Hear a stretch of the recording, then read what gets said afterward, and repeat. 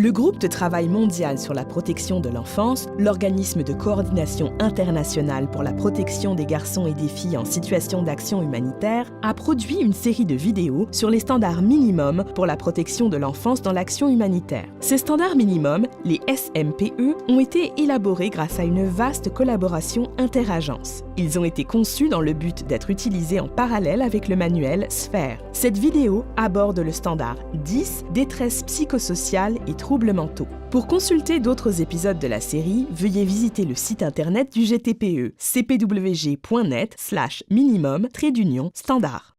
Le standard 10 déclare que les mécanismes d'adaptation et de résilience des garçons et des filles sont renforcés et que les enfants gravement touchés bénéficient d'un soutien approprié. Examinons quelques termes courants. Santé mentale et soutien psychosocial ou SMSPS. Souligne la nécessité d'approches diverses et complémentaires des professionnels de santé et de protection de l'enfance parmi d'autres. Mécanisme d'adaptation. Se réfère au processus d'adaptation à une nouvelle situation de vie, à la gestion des situations difficiles et aux tentatives de réduction du stress. Les mécanismes d'adaptation, les compétences pratiques, les relations familiales et l'intégration dans son environnement auront un impact direct sur la résilience individuelle de chaque enfant. C'est la capacité à surmonter l'adversité et même à en sortir plus fort. On appelle cela la capacité à rebondir. La résilience d'un enfant ou d'une communauté peut être renforcée avant une crise, tout comme les capacités d'une agence. Les acteurs de la protection de l'enfance devraient se préparer aux catastrophes, par exemple en réalisant une carte des services SMSPS et en créant un parcours de référence. Cependant, trop souvent, de telles mesures ne sont même pas en place lorsqu'une urgence se présente. Nous savons que le bien-être psychosocial de nombreux enfants et des communautés qui subissent une catastrophe sera affecté. Toutefois, la durée et la sévérité de la réaction d'un enfant vont varier.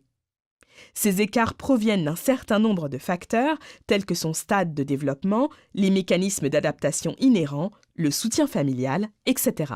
Nous réalisons que la plupart des enfants ne développent pas de problèmes de santé mentale. Ils ne développent pas non plus de symptômes inhabituels de détresse.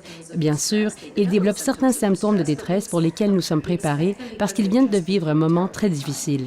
Voilà pourquoi, dans ces situations, avoir un soutien psychosocial est nécessaire, car il offre aux enfants un espace sûr et le support d'une meilleure communauté. Ils reçoivent tout le soutien nécessaire, que ce soit au niveau de l'éducation, du psychosocial, de la santé, de l'hygiène ou de la nutrition. En effet, tous les acteurs humanitaires ont la possibilité et même le devoir de soulager la détresse psychologique des communautés en situation d'urgence. La solution est souvent de faire de petites modifications dans les méthodes de travail. Suite à l'inondation, une famine s'est déclarée. Nous savons qu'à cause de cette famine, certaines personnes seront touchées psychologiquement. Il est donc nécessaire de répondre aux besoins psychologiques ainsi qu'à la famine et au manque de nourriture. Ananda Galapathy explique comment, dans un camp de personnes déplacées du Sri Lanka, les blocs sanitaires de toilettes et de lavage ont causé des problèmes à certaines femmes et filles. L'une des façons dont les acteurs SMSPS ont approché certaines des préoccupations, qui avaient clairement un impact sur le bien-être des personnes dans les camps, a été de travailler en étroite collaboration avec les services d'assainissement des eaux. Ceux-ci ont consulté les femmes, les hommes et surtout les enfants afin de connaître l'endroit le plus approprié pour placer les toilettes. Le SMSPS peut inclure un large éventail d'interventions et d'approches. La pyramide d'intervention du comité permanent interagence montre les différents niveaux de soutien disponibles pour répondre aux besoins des différents groupes. Tous les niveaux sont importants et devraient idéalement être mis en place simultanément. Le premier niveau vise à répondre aux besoins élémentaires de survie et à veiller au retour de l'ordre et de la sécurité. La façon de fournir ces services devrait tenir compte de la santé mentale et du bien-être psychosocial. Lorsque ces besoins fondamentaux seront satisfaits, la plupart des enfants et des adolescents retrouveront un fonctionnement normal, sans aide professionnelle. Cependant, certains enfants peuvent avoir besoin d'une assistance spécifique pour restaurer les facteurs habituels de protection. Cela peut se traduire par le besoin d'un endroit sûr où ils peuvent jouer à nouveau avec d'autres enfants et ainsi soulager leur stress. Le troisième niveau représente un nombre encore plus réduit d'enfants, par exemple les survivants à des violences sexuelles ou au recrutement, ayant besoin de soutien ciblé individuel, familial ou de groupe. Cela peut se traduire par des premiers secours psychologiques, des groupes psychosociaux avec des enfants ou des parents, etc. Le niveau supérieur de la pyramide représente environ 5% de la population qui, malgré le soutien déjà mentionné, a besoin de soins spécialisés. Même si cela semble peu, lorsque 100 000 personnes sont déplacées, cela représente 5 000 nouveaux individus. Ces enfants peuvent par exemple souffrir de troubles mentaux préexistants aggravés par la tragédie. Notre objectif est de renforcer la capacité des familles et des communautés à se soutenir mutuellement. Filles, garçons, femmes et hommes devraient être des partenaires actifs dans les décisions ayant un impact sur leur vie. Par exemple, la participation aux opérations secours, les initiatives de travail des enfants plus âgés avec les plus jeunes, les comités de parents, le rétablissement des mécanismes de soutien communautaire traditionnels. Notre objectif est de renforcer la capacité des familles et des communautés afin de favoriser la prise en charge des enfants par leur propre famille et leur communauté, car il est plus facile de dire que l'on doit parler aux familles et aux communautés. Je pense donc que c'est au moment de notre arrivée, notre façon d'expliquer aux intervenants ce que notre rôle est vraiment. Nos standards parlent clairement, d'aider les gens à se prendre en main.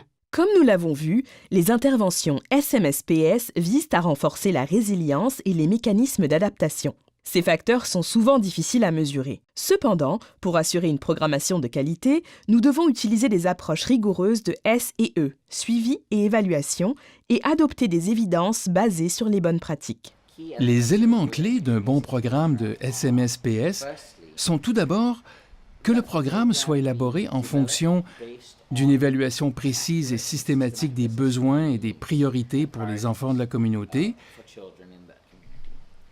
et des ressources qui existent dans la communauté, le cas échéant, en les complétant.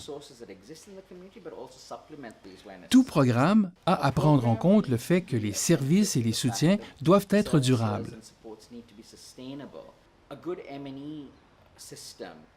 Un bon système de suivi et d'évaluation est essentiel non seulement pour aider à réorienter un programme pour l'évolution des besoins au fil du temps, mais aussi pour l'améliorer lorsqu'il ne répond pas aux besoins.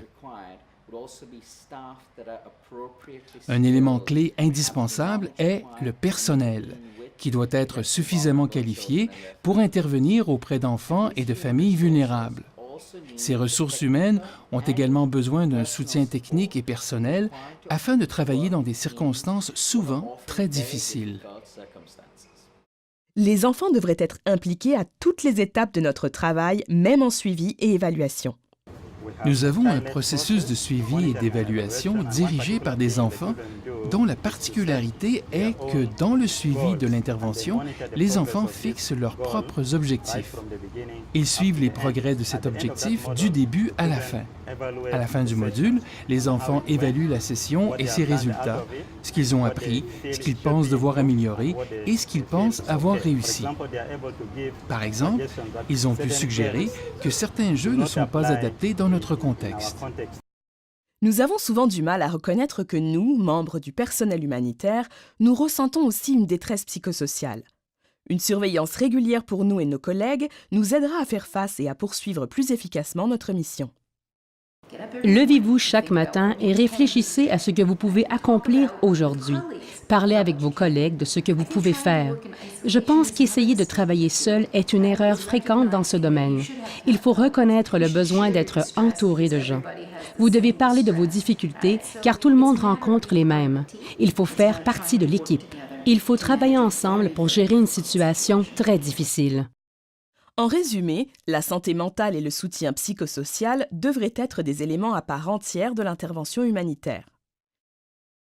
Notre approche principale est de faciliter l'implication active des enfants, des familles et des communautés dans la reconstruction de leur vie. Une programmation de mauvaise qualité peut s'avérer dommageable. Soyez donc rigoureux et redevable dans votre travail, dans la création d'un système de suivi et évaluation robuste et dans le suivi rigoureux du personnel. Pour des ressources complémentaires au SMPE, rendez-vous sur le site du GTPE ou sur mhpss.net. Et enfin, comme l'a déclaré People in Aid, un des facteurs décisifs dans la réussite de l'action humanitaire est le dévouement du personnel, des gens ordinaires faisant des choses extraordinaires. Prenez soin de vous et de vos collègues en mettant en place des mesures de soutien du personnel.